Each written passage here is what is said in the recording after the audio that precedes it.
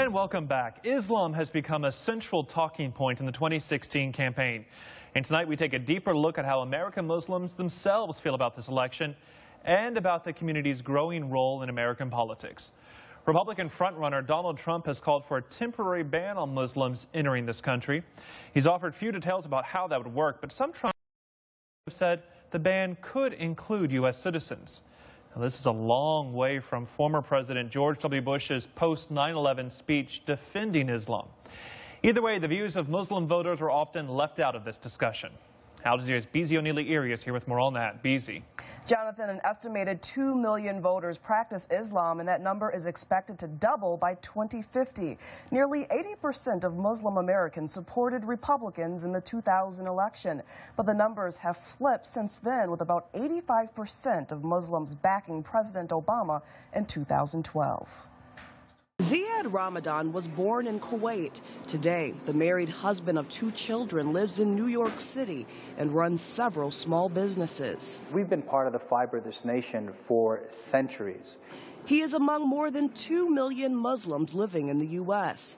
Ziad's conservative values are grounded in his religious beliefs, but he takes a more moderate approach towards politics. I think it's difficult as a Muslim American not to stand with Democrats. According to the Pew Research Center, Muslims are far more likely to identify with or lean toward the Democratic Party than the Republican Party. My religious beliefs tell me that humans should be treated equally, negligent of their color, their gender, and I think that we're not seeing that a lot. We the Muslims. The landscape of Muslims in American politics has seen a dramatic shift in the past 15 years. According to the Council on American-Islamic Relations, 78% of Muslims voted Republican in 2000.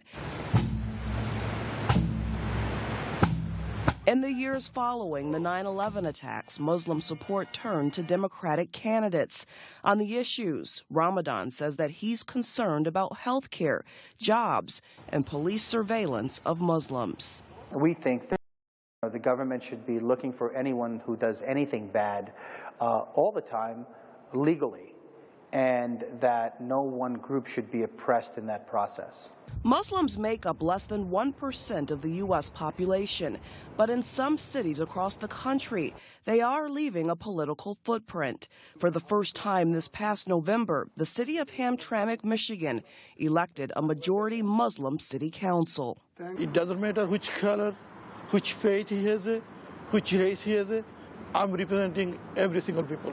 Still, on Capitol Hill, Muslims are largely underrepresented. Mr. Speaker, Democratic Representatives Andre Carson of Indiana and Keith Ellison of Minnesota are the only Muslim members of Congress. As attention turns to the presidential election, many Muslims are eager to show their influence at the polls. We are going to mobilize our community. We're going to do the early voting.